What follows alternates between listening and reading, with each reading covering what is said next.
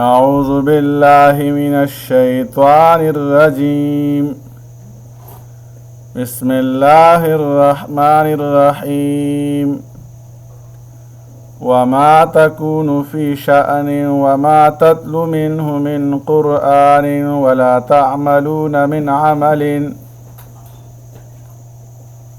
وما تكون في شأن، اور اے نبی علیہ السلام آپ جس حال میں بھی ہوتے ہیں، وما تتلو منہ من قرآن، اور آپ اس کی طرف سے نازل شدہ قرآن میں سے جو بھی تلاوت کرتے ہیں، ولا تعملون من عمل، اور تم لوگ جو بھی عمل کرتے ہو، الا كنا علیکم شہودا،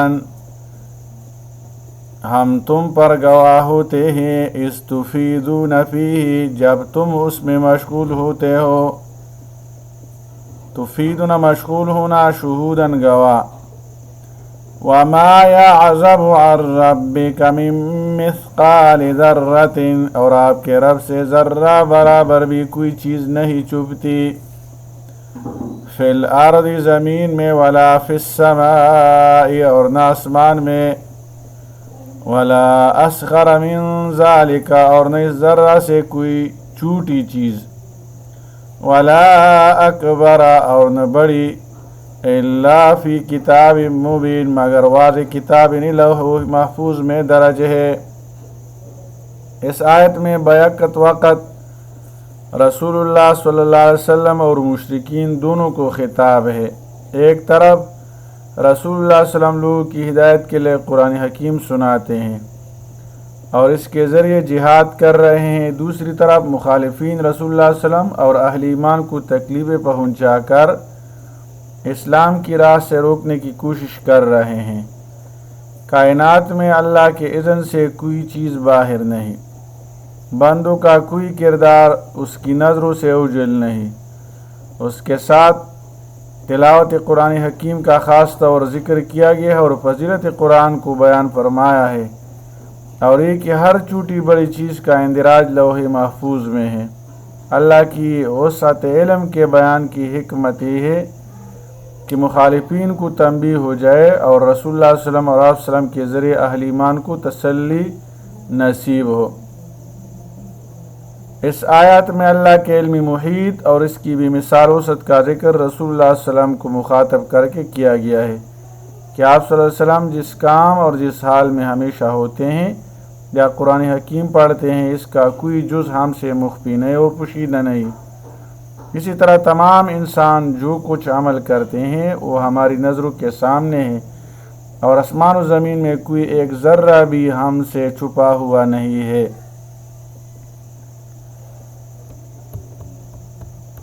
الا ان اولیاء اللہ، آگاہ ہو جاؤ بے شک جو اللہ کے دوست ہیں، لا خوف علیہم، اس پر نہ کوئی خوف ہے، ولا هم یحزنون، اور نہ غمگین ہوں گے۔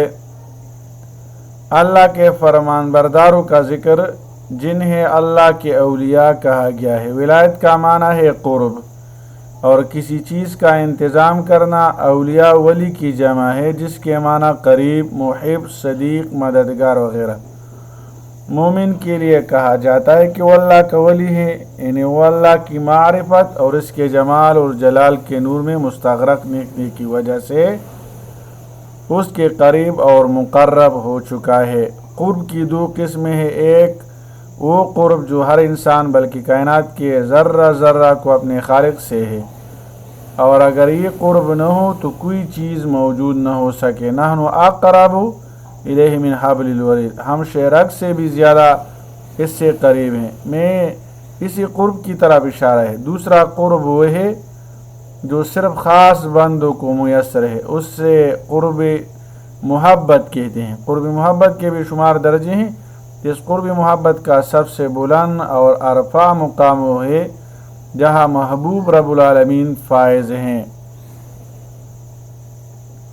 خوف مستقبل اور غم ماضی کے واقعات سے تعلق رکھتا ہے۔ اولیاء اللہ نے ماضی کے حادثات اور پوت شدہ چیزوں پر، اور نہ مستقبل کے اندیشوں اور پریشانیوں کا خوف رکھتے ہیں۔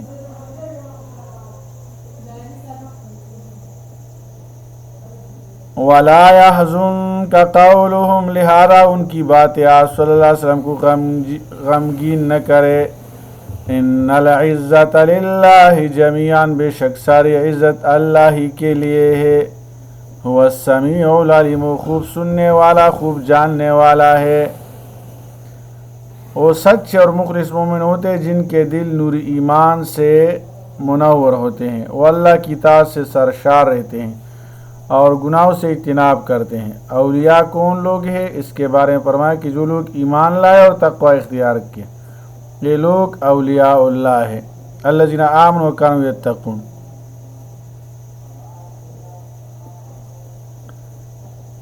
یہ اولیاء ہے۔ الذین آمنوا، جو ایمان لائے اور ڈرتے رہے، لہم البشریٰ فی الحیاۃ الدنیا وفی الآخرہ، ان کے لیے خوشخبری ہے دنیا کی زندگی میں بھی اور آخرت میں بھی۔ لا تبدیل لکلمات اللہ، اللہ کی باتوں میں کوئی تبدیلی نہیں ہو سکتی۔ ذالک هو الفوز العظیم، یہی بہت بڑی کامیابی ہے، یہی بہت بڑی کامیابی ہے۔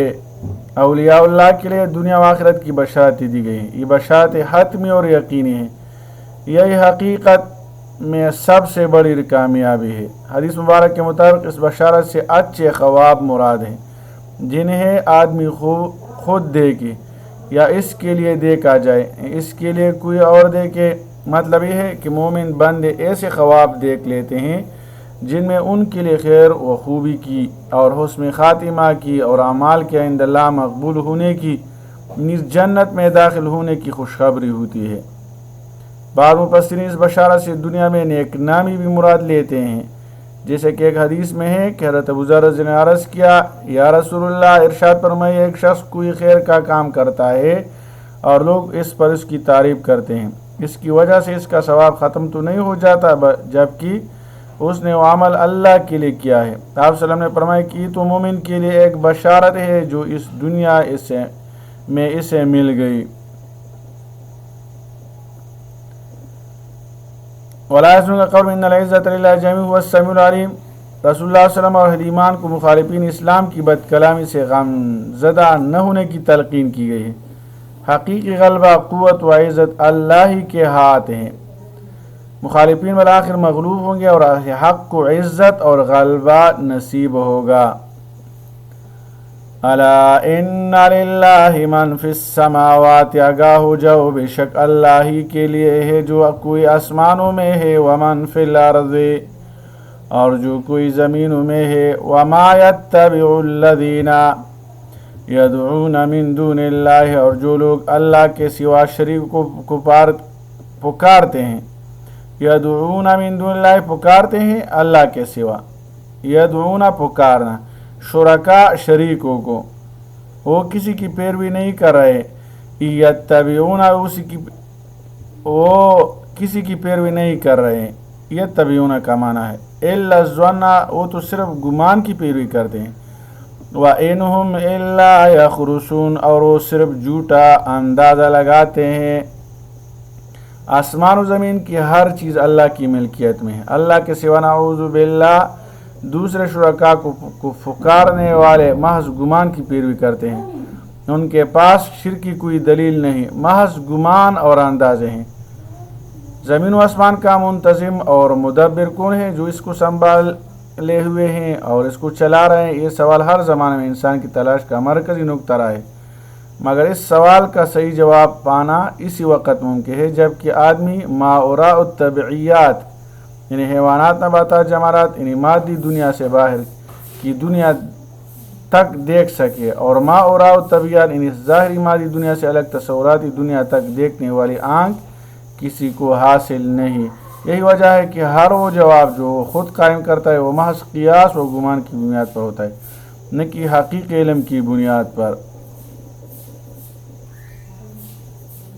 هو الذی جعل لکم اللیل، وہی اللہ ہے جس نے تمہارے لیے رات بنائی، لتسکنوا فیہ والنہار مبصرا، تاکہ تم اس میں آرام کرو، اور دن کو روشن بنایا، ان فی ذلک لآیات، بے شک اس میں نشانیاں ہیں ان لوگوں کے لیے، لقوم یسمعون، جو غور سے سنتے ہیں۔ کائنات کی نشانیاں اللہ کے وجود اور قدرت پر دلیل ہے۔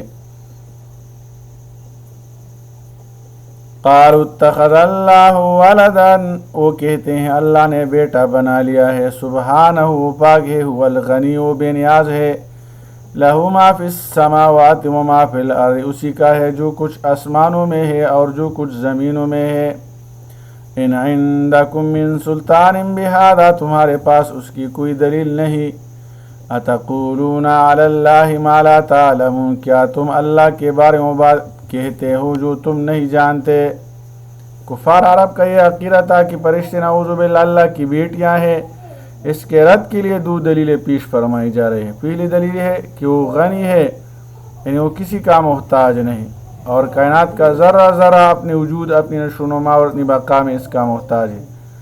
اولاد کی ضرورت تو اس کے لیے ہوتی ہے جو خود کمزور ہوتا، تاکہ وہ اپنی اولاد کی وجہ سے طاقتور ہو جائے اور اپنے دشمنوں کو مغلوب کر سکے، یا وہ فقیر و مسکین ہو کہ اس کی اولاد ہو جو کسب رزق میں اس کی معاون ثابت ہو، یا مرنے کے بعد اس کے نام کو اور اس کی یاد کو زندہ رکھ سکے، اور جو ذات ہر قسم کی احتیاج اور ضرورت سے پاک ہے، اس کو اولاد کی خواہش آخر کیوں ہو۔ دوسری دلیل، جو کچھ آسمان اور زمین میں ہے اور کائنات کی ہر چھوٹی بڑی چیز اس کی پیدا کردہ ہے اور اس کی مملوک ہے، تو وہ اس کی اولاد کیسے بن سکتی ہے۔